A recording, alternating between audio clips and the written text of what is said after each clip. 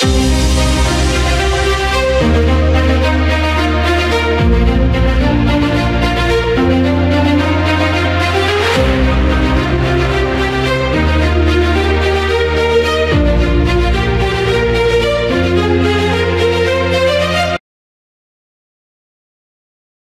bersyukur kepada Tuhan karena sekali lagi kita dapat berkumpul di dalam wacana firman musim ketiga.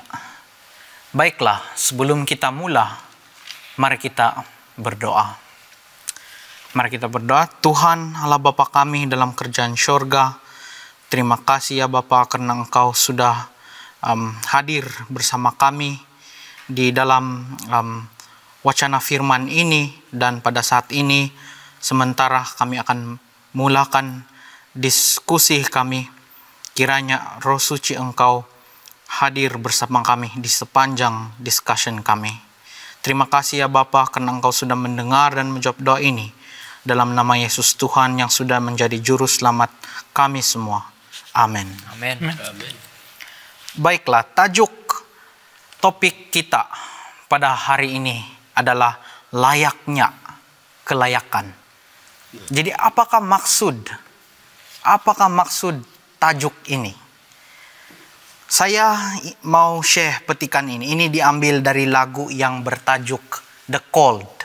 Dan ini saya rasa ditulis oleh Matt dan Josie Minikus. Dan ada satu petikan di sini, di mana kalau dalam bahasa Inggris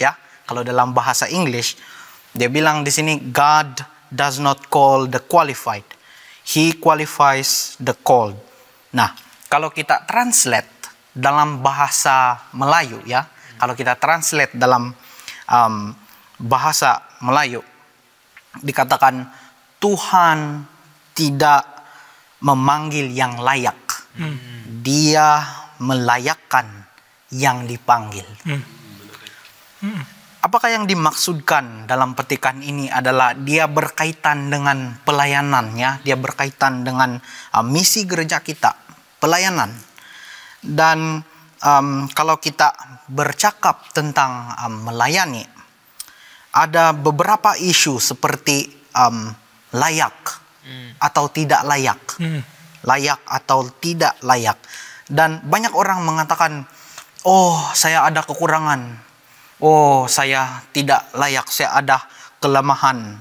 Saya tidak layak dipanggil Tuhan. Saya tidak boleh buat pelayanan sebab saya ada kelemahan. Saya tidak boleh buat ini. Dan petikan tadi, kalau kita lihat, dia berkata Tuhan yang melayakkan, yang Dia panggil, yang dipanggil. Dan maksudnya, Dia yang akan melengkapkan kita. Dia yang akan melengkapkan kita untuk melayani. Jadi secara ringkas kita lihat di sini, Tuhan memanggil tanpa melihat kelemahan kita. Nah, adakah pernyataan ini betul? Adakah Tuhan memanggil kita tanpa melihat kelemahan kita? Mari kita buka discussion kita dengan soalan ini. Apa pendapat panel-panel? Mungkin saya mau tanya Brother Adi. Oke, terima kasih Melrindro untuk soalan tersebut. Sebentar tadi Anda menyebut mengenai kelayakan, dan saya pikir hari ini even jantina juga menjadi kelayakan. Ada orang mengatakan, oh, wanita tidak layak untuk melayani, dikaitkan sebentar tadi melayani kan. Dan mungkin another one yang lebih common adalah umur. Oh, di bawah 15 tahun, di bawah 12 tahun tidak layak. Tidak layak. Pernahkah kamu dengar begitu, Alex? Pernah. Masih muda, masih muda lagi, tidak layak dikatakan. Sebentar tadi Melrindro mengatakan, oke, Tuhan tidak melihat kelemahan sebab Dia pilih, kemudian Dia melayakkan orang. Tetapi saya pikir apabila Tuhan melihat kita kan, Dia melihat, saya punya argumen, Dia melihat secara keseluruhan, termasuk kelemahan, termasuklah kelebihan kita. Sebab kalau misalnya kalau kamu mempunyai satu company kan, dan kamu ada pekerja-pekerja, dan kamu tidak tahu apa kelebihan, kelemahan tenaga pekerja kamu. Macam mana kamu mau tahu ini orang kamu perlu assign di kerja yang ini, atau ini orang kamu perlu assign di kerja yang ini. So itu yang saya terpikir lah. Jadi sepertinya atau saya rasa Tuhan sebenarnya melihat juga kelemahan dan juga kelebihan kita. Itu yang saya mau katakan sekarang lah. Mungkin para panel lain ada tambahan. Iya, saya suka untuk terima ataupun saya suka mendapat si Adi sebentar tadi di mana yang mengatakan Tuhan melihat keseluruhan kita. Yes, Tuhan melihat di mana aspek yang kita excel ataupun yang mana kita menguasai. Mungkin kita menguasai dalam kalau dalam kita punya konsep Kristen, mungkin kita lebih dalam itu aspek berkhotbah ataupun untuk house to house visitation. Tuhan melihat apa kelebihan kita dan dia mempergunakan kita, tetapi dia juga melihat kekurangan kita. Apabila dia melihat kekurangan kita, dia akan initiate rasa kita untuk membaiki ataupun untuk meningkatkan kelemahan kita. Sebab apabila kita tahu yang kita lemah dalam satu aspek, tendensi manusia itu untuk membiarkan itu saja. Membiarkan itu, and kita terus cultivate ataupun kita terus mengerjakan apa kelebihan kita. Tapi Tuhan, waktu dia menggunakan kita untuk kelebihan kita, dia juga akan develop kita untuk menjadi seseorang yang menguasai sepenuhnya. Mungkin juga sebenarnya kita ini manusia tidak pun melihat ataupun tidak pun sadar kelemahan kita. Tetapi Tuhan melihat both kelemahan dan juga kelebihan, dan sebab ini kelemahan kita, maka mungkin dia lead us to this path, atau memberikan kita sesuatu, atau membawa kita untuk melalui jalan yang ini supaya kita belajar ataupun supaya kita sadar yang kita mempunyai kelemahan. Ya, ingat juga kisah Daud dulu. Apabila Samuel datang di rumah Daud untuk memilih siapa akan menggantikan Raja Saul untuk mengetuai kerajaan Israel atau kerajaan Juda. Pada masa itu, abang-abang Daud derang tidak lihat Daud itu sebagai seorang kandidat mah. Sebab Daud itu kecil, yang paling muda, abang-abang dia lebih besar dan sudah berada di angkatan tentara Raja Saulus. Tapi semua yang abang-abang dia nampak dalam Daud itu kelemahan Daud. Tapi Samuel juga melihat itu. Tapi apabila Samuel berjumpa dengan Daud, Tuhan mengatakan kepada Samuel, dialah yang akan menggantikan Raja Saulus. Urapi dia.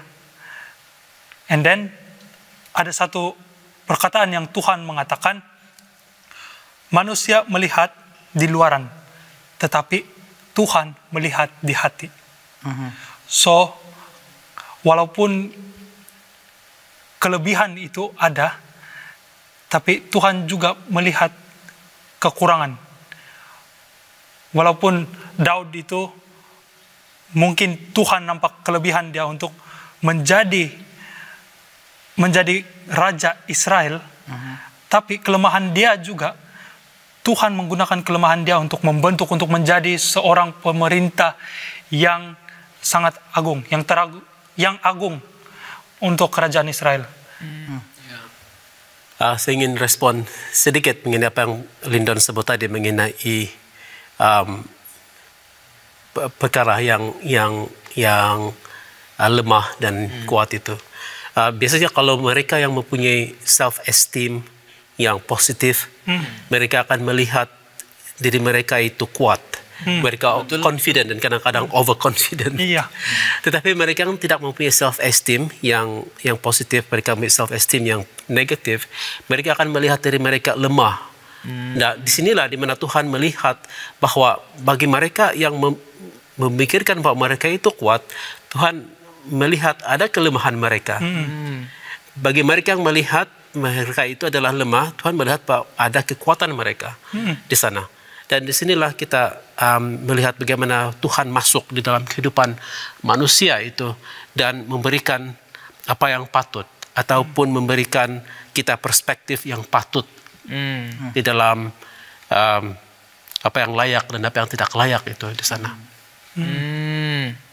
Ya, wah menarik pendapat Dr. Gerard sebentar tadi, dan saya terpikir, iya mungkin kan most of the time manusia nih yang tidak melihat dan sesuatu yang dilihat, oh ini kekuatan saya, tapi sebenarnya menjadi kelemahan dia, ataupun oh saya tidak ada kelemahan, kamu tengok nih, wah ini semua yang saya ada, dia bilang, ini semua kekuatan saya, tapi Tuhan menunjukkan bahwa oh kamu sebenarnya ada kelemahan. Dan saya terpikir, oh kalau begitu bukankah lebih baik kita fokus kepada perkataan melihat, bukan sama ada Tuhan melihat kelemahan ataupun kekuatan, tapi sebenarnya Tuhan melihat. Sebab Tuhan melihat ini kan dia berbeza dengan manusia, bukan menggunakan mata kasar, malah mungkin dia boleh melihat jauh dalam hati kita. Iya, seperti contoh yang Alex berikan tadi kan, dan melihat hati. Ya, saya suka jawaban saudara Adi tadi. Yang pertama-tama sekali dia mengatakan Tuhan melihat semua, ya, kedua-dua kelemahan dan kelebihan kita. Dan saya rasa kalau kita kaitkan dengan karakter-karakter ya di Alkitab, kalau kita kaitkan seperti contoh Paulus, saya rasa Tuhan juga melihat Paulus, dia menganiaya sebelum dia menjadi nabi, sebelum dia membuat pelayanan, dia menganiaya orang Kristen. Dan saya rasa Tuhan tahu ini. Dia nampak, tetapi dia masih memilih ya, dia masih memilih Paulus. Dan ada juga di Perjanjian Lama Yeremia. Yeremia dia mengadu, dia mengatakan, oh saya masih muda, saya tidak pandai berkata-kata di depan orang ramai. Seperti yang kita katakan sebentar tadi lah, umur pun kadang-kadang mungkin menjadi macam kelayakan. Dan ya Tuhan tahu ini, dia tahu kelemahan dia, tetapi Tuhan masih memilih dia. Dan kita lihat juga Musa juga dia mengadu, saya tidak pandai berkata-kata di depan orang ramai. Dan saya rasa Tuhan tahu ini, dan dia masih memilih Musa. Dan ada juga orang mengatakan sebenarnya kita semua ini, kita perlu ingat semua manusia tidak perfect, tidak sempurna. Kita adalah manusia berdosa. Dan saya rasa Tuhan tidak juga dia betul-betul menghindarkan ya kelemahan kita. Dia mungkin dia lihat juga kelemahan kita, dan dia lihat juga kelebihan kita. Ya, dan terima kasih di atas pandangan-pandangan kamu semua. Dan mungkin ada baiknya juga ya kita discuss ya bagaimana cara Tuhan melayakkan mereka yang dipanggil. Bagaimanakah cara Tuhan dia melayakkan mereka yang dipanggil? Iya, mungkin saudara Alex. Saya rasa satu daripada aspek Tuhan melayakkan yang Tuhan melayakkan yang dipanggil ataupun dia melayakkan seseorang untuk menjadi umat ataupun untuk menjadi agent dia adalah willingness ataupun kerelaan seseorang. Sebab walaupun seseorang itu dia tidak mempunyai pelajaran yang tinggi ataupun dia tidak mempunyai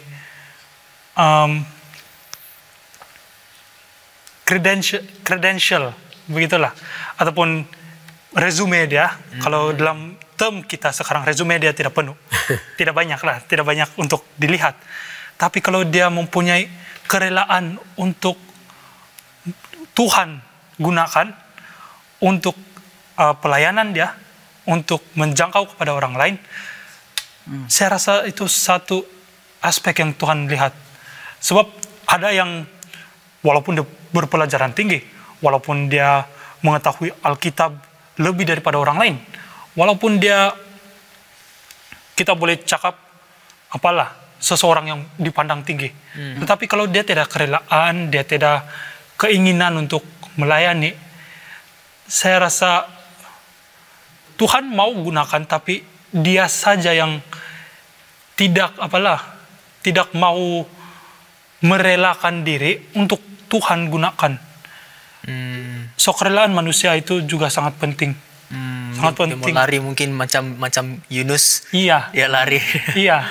Ya Yunus dipanggil oleh Tuhan, tapi dia melarikan diri daripada Tuhan, sedangkan dia sendiri dipanggil. Dipanggil otomatis dari Tuhan direct. Menarik pendapat Alex. Saya melihat dari sudut yang berbeza pula. Dan saya terpikir kalau kita melihat identity Tuhan ini kan, siapakah Tuhan? Tuhan kan memang pencipta langit dan bumi dan segala-galanya, termasuklah manusia. Jadi bermaksud dia sebenarnya berkuasa di atas segala-galanya dan ada hak, ada kuasa. Jadi bukankah kalau dia panggil itu tidak patut lagi kita mengabaikan, question, mempersoalkan panggilan Tuhan, sama ada orang itu layakkah tidak? Tapi Tuhan yang pencipta langit dan bumi sendiri panggil, so itu orang sepatutnya layak lah, bukankah begitu? Mungkin Dr. Jeran ada pendapat? Iya, saya tertarik pula dengan itu ya. Kalau ada seseorang yang mengetahui luar dalam, atas, bawah, kiri kanan, depan belakang, di sekeliling orang itulah. Kalau ada seseorang yang mengenal orang itu dari dalam dan keluar dan mengetahui bahwa seorang itu adalah lemah, Tuhan. Tuhan saja yang tahu. Dan bila kita kaitkan dengan apa yang disebut tadi mengenai Tuhan memanggil, yang mengetahui itu, tapi dia panggil juga, dan there must be something, sesuatu yang sangat-sangat istimewa, sangat-sangat unik di sana. Yang kita pun tertanya, hey, kenapa dia memanggil saya nih ya? Sebab Tuhan mengetahui sedalam-dalamnya mengenai saya, tetapi dia masih memanggil juga.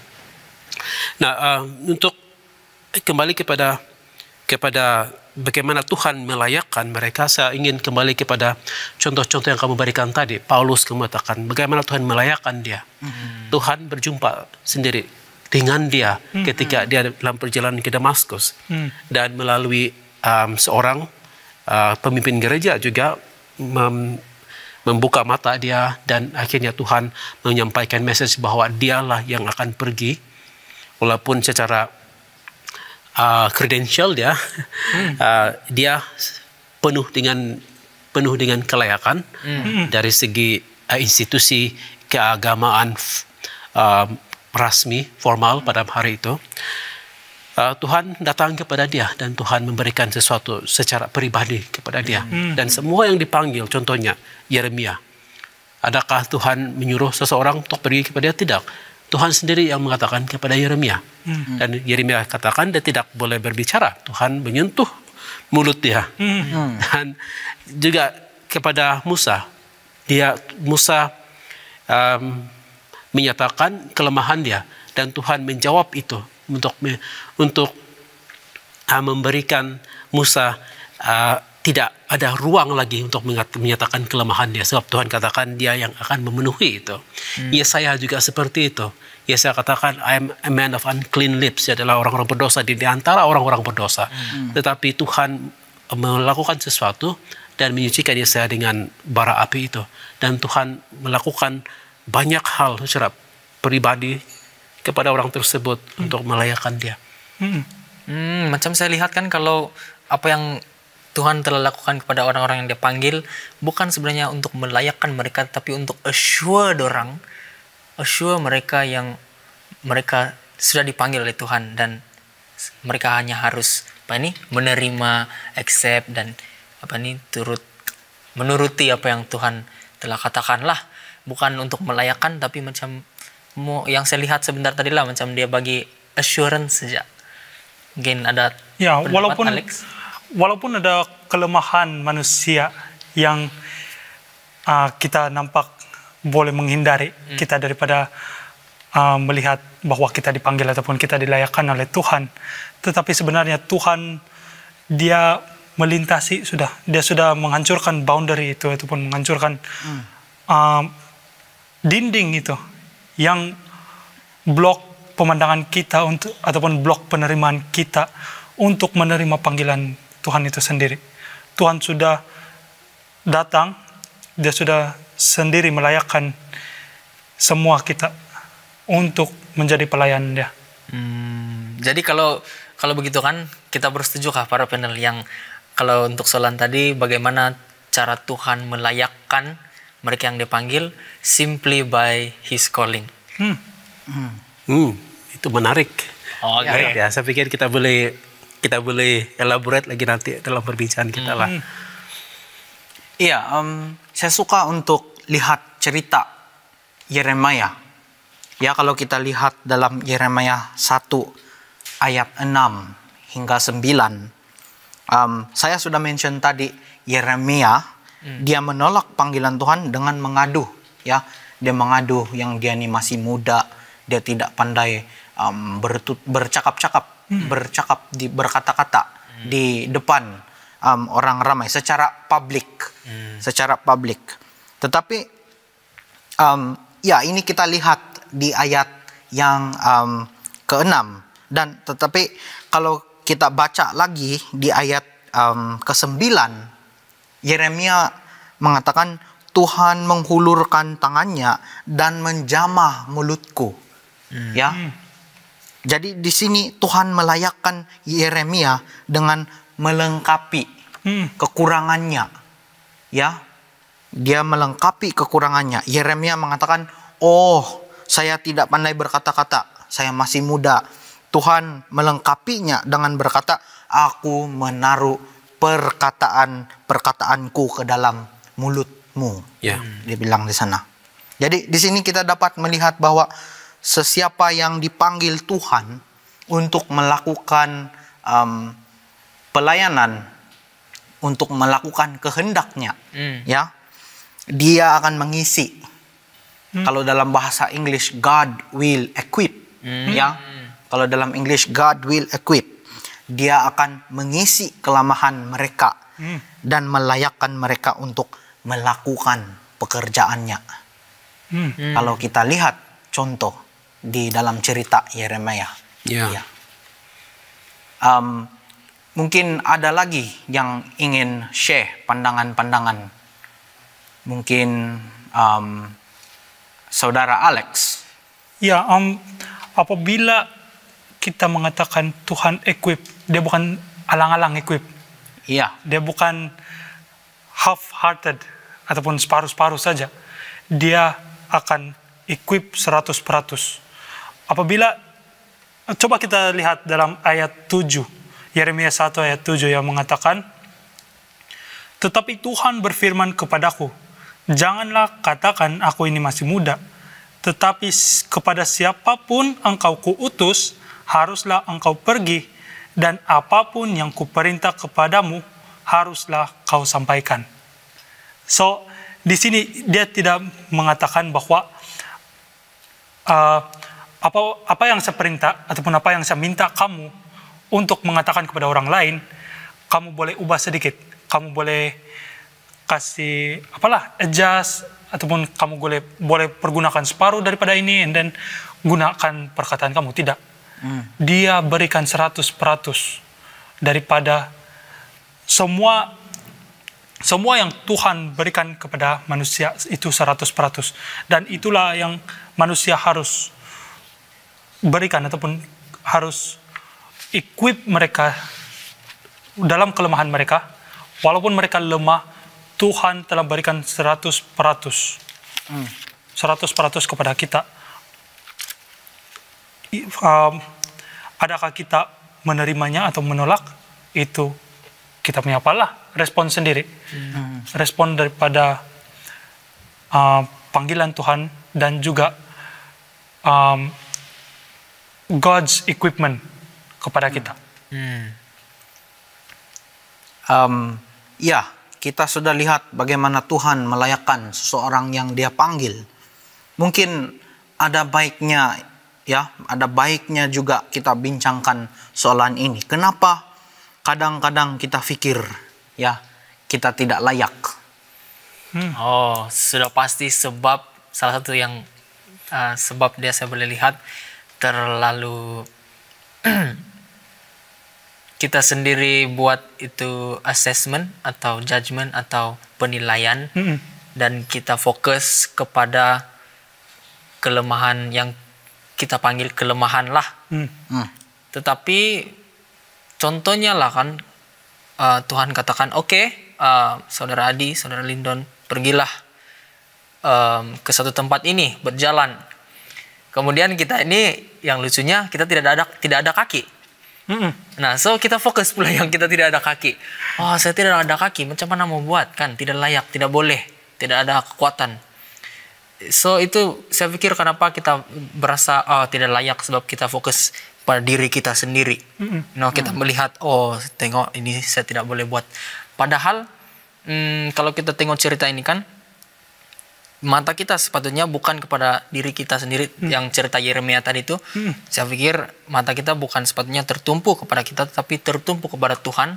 Dan apabila Tuhan memanggil, kita harus percaya bahwa Dia itu mempunyai kuasa untuk mencukupi kita, untuk memberikan segala keperluan kita, sebabkan Dia ini pencipta langit dan bumi. Segala-galanya dimiliki oleh Dia. Jadi takkan untuk berikan sesuatu atau seseorang supaya kita boleh berjalan pergi tempat itu, takkan itu pun mustahil bagi Tuhan. Jadi mungkin kenapa kita rasa tidak layak, sebab kita fokus diri kita, terlampau fokus kepada diri kita. So itu saya punya jawaban untuk sekarang lah. Mungkin ada tambahan lain. Ya, apabila kita terlampau fokus kepada diri kita sendiri ataupun kepada kelemahan kita sendiri, rasa curiga itu ataupun doubt itu akan timbul di dalam diri kita. Itu doubt akan membuat kita rasa yang, bolehkah saya buat ini? Kalau saya lemah dalam aspek ini, adakah saya mampu untuk menjalankan tugas yang Tuhan sudah berikan, ataupun pemimpin kita sudah berikan kepada saya ataupun kepada kita. Rasa curiga itu pun, rasa doubt itu akan memenuhi otak kita. Seperti begitu, dia akan memerangkap kita dalam suatu kontainer ataupun satu kotak, membuatkan kita tidak mau pikir lagi di luar. Apa yang kita dapat achieve, apa yang kita dapat attain apabila kita menerima. Walaupun kita ada doubt, tapi itu doubt akan membuatkan kita terperangkap. Iya. Sebelum mungkin Dr. Gerard ada ulasan atau tambahan atau pencerahan nanti, saya mau ulas sedikit lagi apa yang saya katakan sebentar tadi. Dan apa yang saya katakan tadi bukan bermaksud kita harus menjadi ignorant terhadap kelemahan kita, ataupun bergerak secara, kalau dalam bahasa Inggris ini presumptuous lah. Bukan itu yang saya maksudkan.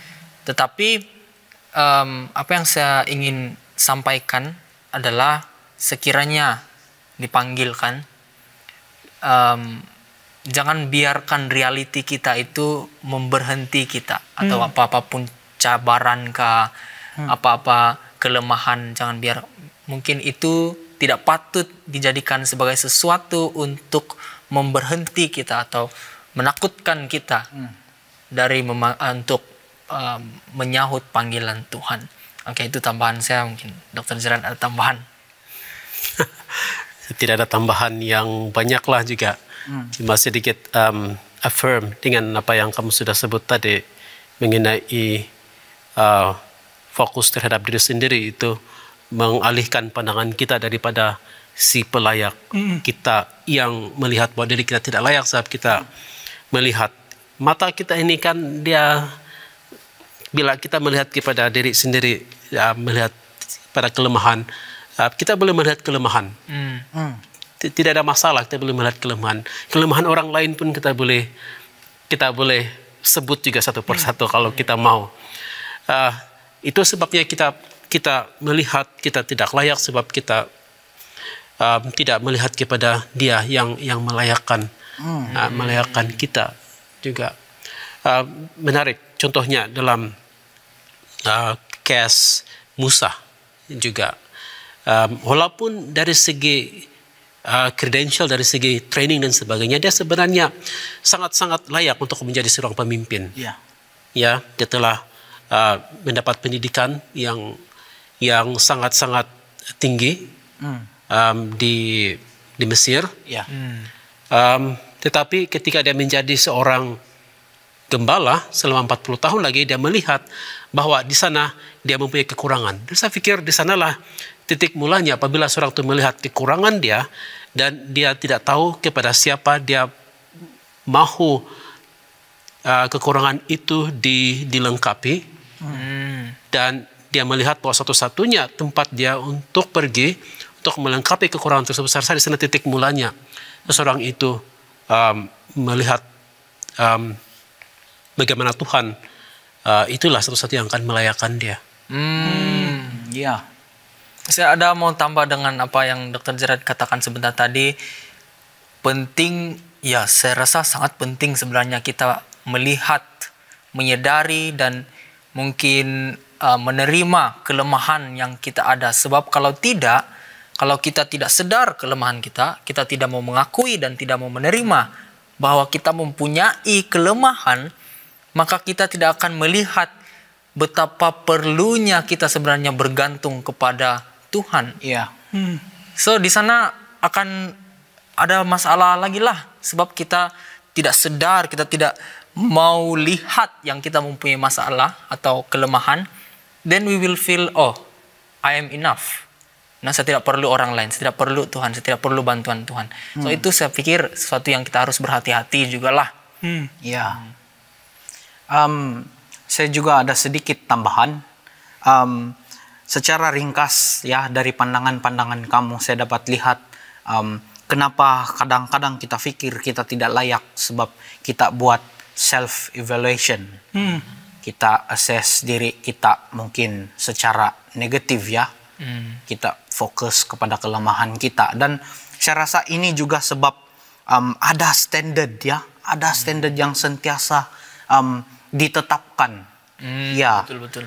Dan itu mungkin kita tidak dapat mencapai, dan ini membuatkan kita berasa tidak layak. Jadi saya ingin ambil satu contoh. Kalau dalam pelayanan ada banyak jenis pelayanan, dan kalau saya ambil satu contoh, pelayanan dalam musik, pelayanan melalui musik.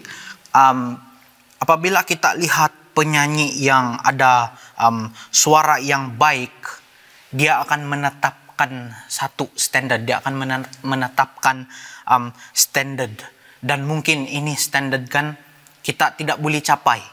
Kita nampak, oh dia bagus, saya pun mau melayani, tapi saya perlu jadi macam dia supaya saya pun boleh melayani. Tetapi bila kita buat self evaluation, ya kita nilai diri kita sendiri, kita merasa yang ini saya tidak boleh buat. Dan lama-lama kita akan pikir kita tidak layak. Dan ada juga tadi kena mention, ini sangat bahaya, kita harus berhati-hati. Dan itulah sebab kita perlu ingat satu-satunya yang kita perlu bergantung adalah kita harus bersandar kepada Tuhan. Kita harus bersandar kepada Tuhan. Dan ada juga case-case lainnya seperti ada yang mengatakan kau mesti jadi pastor. Nah, ini saya rasa sangat hangatlah. Mesti jadi pastor dulu, baru boleh melayani. Apa pendapat kamu? Bagi saya, semua orang ada talenta dia sendiri, ada kelebihannya. Tidak semestinya mau jadi pastor dulu baru boleh melayani. Pastor juga ada kelemahan dia sendiri. Dia excel dalam home visitation begitu, ataupun dalam berkhotbah, tapi kita harus ingat juga pastor juga adalah manusia yang berdosa, ada kelemahan dia sendiri. Dan orang lain mereka mungkin tidaklah tinggi dalam punya pencapaian dalam berkhotbah ataupun dalam visitation, tapi mereka juga boleh melayani. Seperti yang kamu cakap tadi, kita ada pelayanan musik, pelayanan wanita, kanak-kanak.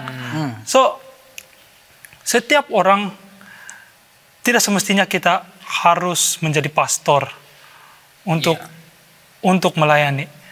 Keinginan kita ataupun kerelaan kita untuk melayani Tuhan, untuk memancarkan gambar Kristus di dalam diri kita yang harus menjadi utama untuk melayani. Ya, dan saya sangat percaya bahwa bukan pastor sahaja yang boleh melayani. Bukan harus menjadi pastor dahulu baru boleh melayani Tuhan. Kenapa? Kalau kita lihat sendiri dalam 12 disciple Yesus kan? Iya. Semua orang itu bukan semua yang kalau kita katakan graduate theology atau ada ambil kuliah atau formal education dalam Alkitab dan sebagainya. Bukan semua. Ada yang tangkap ikan, pemungut cukai, berbeza-beza background. Tetapi semua mereka dipanggil oleh Yesus dan melayani. Jadi saya melihat di sini, kalau pastor sahaja boleh melayani, tidak adil. Tidak adil. Dan saya percaya bukan itu case dia. Tidak kiralah kamu dalam engineering kah, nursing kah, guru kah, pastor, ataupun tukang masak, tukang buat kereta. Saya percaya dalam semua ini kan boleh sahaja melayani Tuhan. Itu saya punya pemahaman lah. Ya, kalau kita bergantung kepada pastor saja, saya ingat ada satu ayat dalam Injil itu yang mengatakan hasil itu banyak, tetapi pekerja itu kurang. Kalau kita bergantung kepada pastor saja, sangat berat itu tugas untuk menuai semua hasil itu. So, semua yang rela untuk membantu dalam pekerjaan itu harus bekerja sama dan bergandeng tangan untuk melakukan kerja penuaian itu. Iya, Paulus juga dia memberikan satu analogi, kiasan. Dia memberikan beberapa kiasan, tapi salah satu kiasan dia yang sangat jelas berkenaan dengan kepelbagaian pelayanan ini adalah kiasan tubuh Kristus. Kamu boleh lihat itu dalam 1 Korintus 12, kamu boleh lihat itu dalam Efesus 4, kamu boleh lihat itu dalam Roma 12. Ini semua adalah petikan-petikan Alkitab yang mana kamu boleh melihat itu. Dan dia katakan bahwa gereja itu yang dipenuhi dengan pelbagai tubuh Kristus lah, pelbagai bahagian tubuh tersebut bersatu untuk melakukan tugas mereka masing-masing, seperti mana yang diberikan oleh Roh Tuhan yang kita panggil sebagai spiritual gifts. Ya, spiritual gifts. Apa itu dalam bahasa karunia Roh? Ya. Karunia Roh. Dan itu sangat penting. Dia katakan tidak ada yang lebih penting, tidak ada yang kurang penting, semuanya melakukan tugas yang telah diberikan kepada mereka. Salah satu daripada yang disebut di dalam Efesus 4 adalah guru pendeta, pendeta guru. Ini sebenarnya satu perkataan yang saling menyokong lah. Guru, pendeta, pendeta guru ini adalah kombinasi dia di sana. Tapi dia pendeta, salah satu sahaja. Tapi yang lain apa yang disebut di sana? Penginjil, rasul, kemudian dalam 1 Korintus 12 ada yang berkhotbah, ada yang mempunyai bahasa, roh dan sebagainya, interpretasi, banyaklah lain-lain yang dia sebut di sana. Semua ini, karena roh ini akan diserapkan masuk dalam pelayanan di dalam gereja. Mereka yang pergi ke bahagian penginjilan, yang pergi ke bahagian diakon, ketua gereja, dan juga pelayanan-pelayanan yang lain. Jadi di sini kita katakan bukan pastor sahaja yang melayani, betul. Ketika kamu katakan yang lain juga. Dan pendeta itu sendiri, dia juga mempunyai karunia rohani dia di sana. Selain daripada kependetaan, dia juga mempunyai karunia rohani yang lain. Mungkin dia lebih kepada mercy contohnya, hospitality, dan tapi dia juga adalah seorang pendeta. Jadi apabila kita melihat kepada karunia rohani kan, dan kita memahami bahwa semua kita memiliki karunia rohani, saya pikir bila kita memahami itu, kita memahami juga bahwa kita telah dipanggil. Panggilan itu sudah ada di dalam statement di mana ketika Tuhan mengatakan kita mempunyai talenta, kita mempunyai karunia rohani. Disitulah panggilan tersebut. Sebab talenta itu mempunyai fungsi. Correct. Jadi kalau semua orang ada talenta, karunia roh bermaksud dia harus melakukan sesuatu. Dia harus melakukan sesuatu dan sebenarnya dia sudah dipanggil. Dia dipanggil. Dan tujuan dia adalah untuk membentuk ataupun building up, apa itu? Membangun tubuh Kristus. Tubuh Kristus. Ya, saya suka pandangan-pandangan kamu ya. Saya rasa secara ringkas, masing-masing kita tidak perlu cakap, oh aku perlu jadi pastor dulu, baru boleh melayani. Saya rasa masing-masing kita adalah istimewa. Masing-masing kita ada talenta. Amin.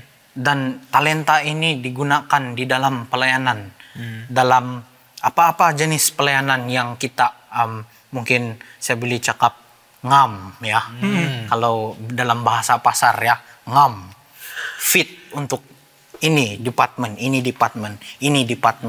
dalam gereja. Jadi saya rasa ada reflection saya di sini. Mungkin ada baiknya bila kita bercakap tentang pelayanan, kita harus menghindarkan mindset ini, layak atau tidak layak. Karena semua kita special. Betul. Masing-masing kita ada peranan di dalam ministry, di dalam pelayanan, dan kita juga harus ingat sebenarnya panggilan itu sudah ada, ya, panggilan itu sudah ada. Dan satu lagi kita boleh bincangkan di sini adalah patutkah kita menunggu Tuhan untuk memanggil kita untuk melayani? Sebelum saya menjawab soalan itu atau soalan itu dijawab, saya mau respons sedikit dengan apa yang Melrindro katakan sebentar tadi, di mana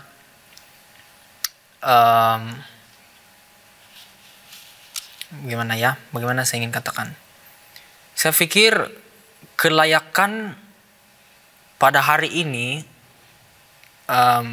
maksud saya hari ini, ya memang majikan tetapkan kelayakan. Contoh harus mempunyai, bagi kita mungkin supaya lebih relatif, harus mempunyai apa itu degree, kan? Harus mempunyai 4 tahun belajar di sekolah dahulu, dan ini menjadi satu kelayakan atau requirement supaya mereka boleh melihat, oke, kamu layak.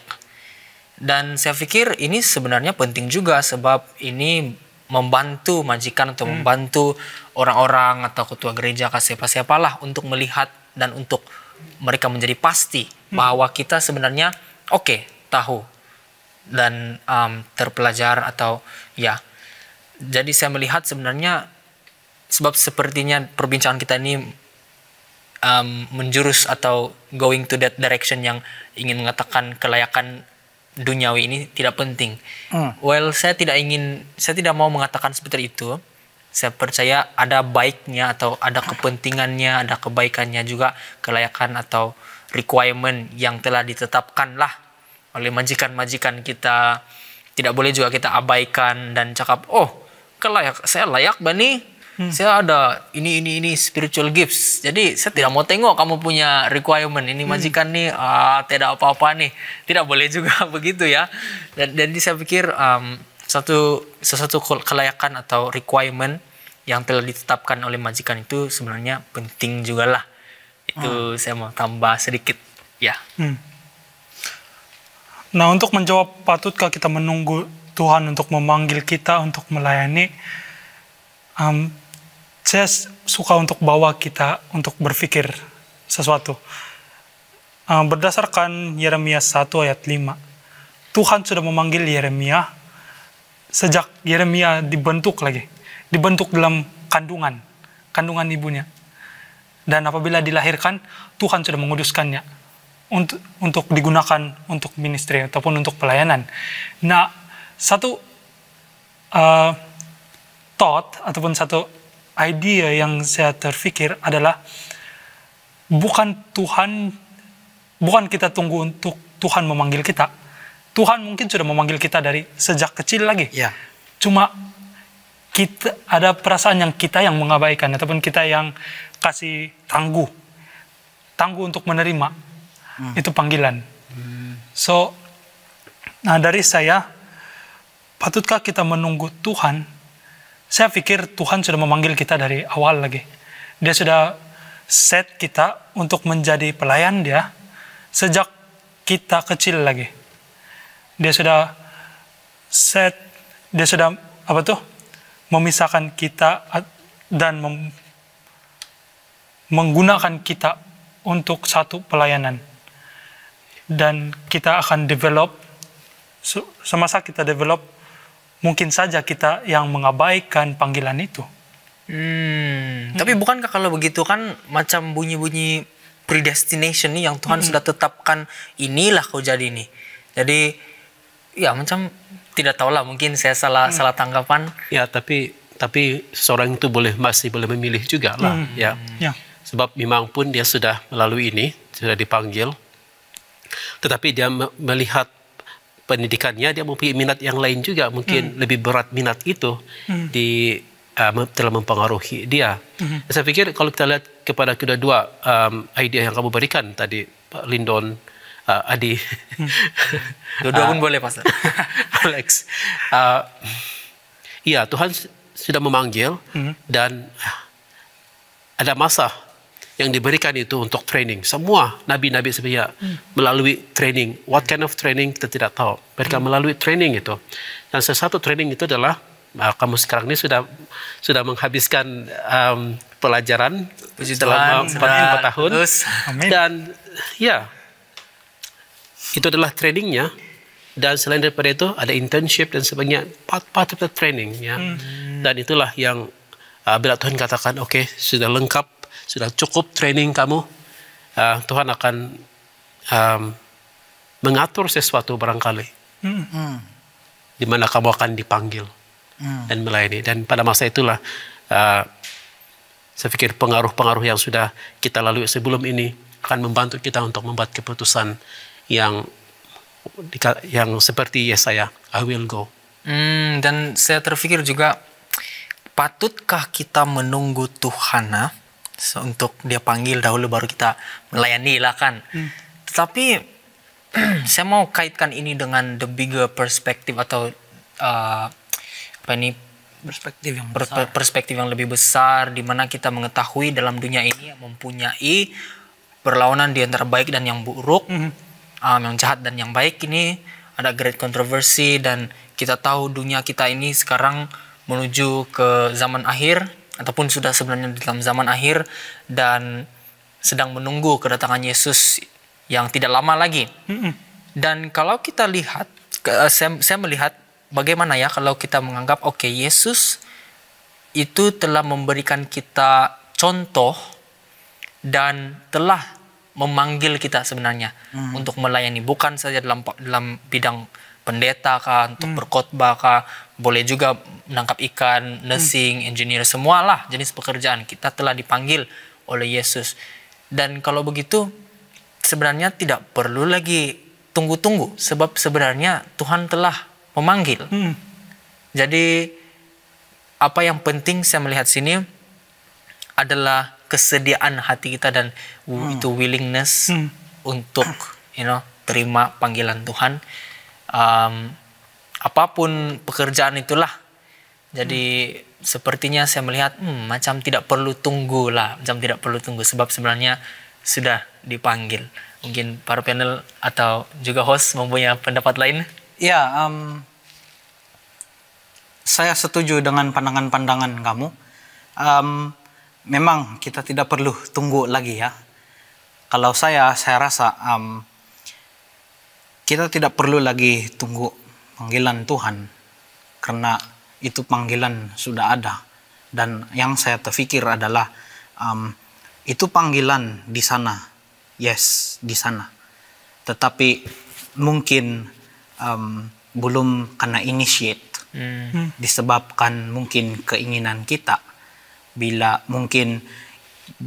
kita mengatakan I will go, ataupun bila kita ada willingness, ya, bila kita ada drive untuk mau melayani, dan di sanalah mungkin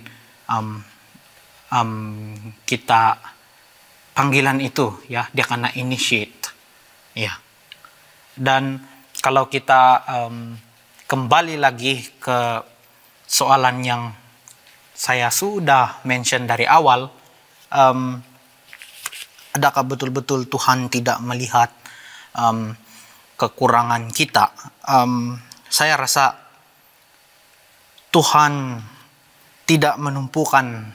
Dia tahu ada kelemahan kita, dia tahu kelebihan kita ya. Kita sudah bincangkan tadi. Dan saya rasa Tuhan tidak menumpukan pada kelemahan kita untuk memanggil kita, untuk membuat kehendaknya ya. Dan dia juga boleh mengubahnya. Bila dia panggil kita, dia boleh mengubahnya, mengubah, melengkapi kekurangan kita apabila kita mempunyai kerelaan untuk membuat ataupun membuat pelayanan, ya, membuat kehendak Tuhan. Dan kita harus percaya itu. Dan kita harus percaya apabila kita rela untuk membuat kehendak Tuhan, untuk membuat pelayanan, kita harus percaya bahwa Tuhan akan melengkapkan apa saja kekurangan kita. Amin. Dan itu saja perbincangan kita pada hari ini. Dan saya minta Saudara Adi untuk berdoa. Mari kita berdoa. Tuhan Bapa kami yang bertakhta di dalam kerajaan surga, terpuji nama-Mu Tuhan. Pada hari ini, di episode kali ini, kami sekali lagi dapat mempelajari, berbincang topik yang telah kami pilih. Dan banyak lagi sebenarnya isu-isu, persoalan atau aspek-aspek yang kami tidak sempat sentuh. Tetapi biarlah apapun yang kami telah bincangkan hari ini, itu akan menguatkan lagi iman kami. Dan biarlah kami terus percaya bahwa Engkau Tuhan yang baik, bukan sebab sesuatu yang kami telah lakukan atau kelayakan kami maka Engkau memanggil kami, tapi Engkau memanggil kami dengan kasih karunia, dengan belas kasihan, disebabkan identitimu, Tuhan yang maha pengasih dan maha penyayang. Kami memuji Engkau Tuhan. Sekali lagi kami kembalikan semua kebaikan-kebaikan dan juga berkat-berkat. Kami panjatkan sekali kepada Engkau Tuhan, dan kami mengucapkan syukur dan terima kasih. Dan semua ini kami minta dalam nama Yesus Juru Selamat kami semua. Amin. Amen.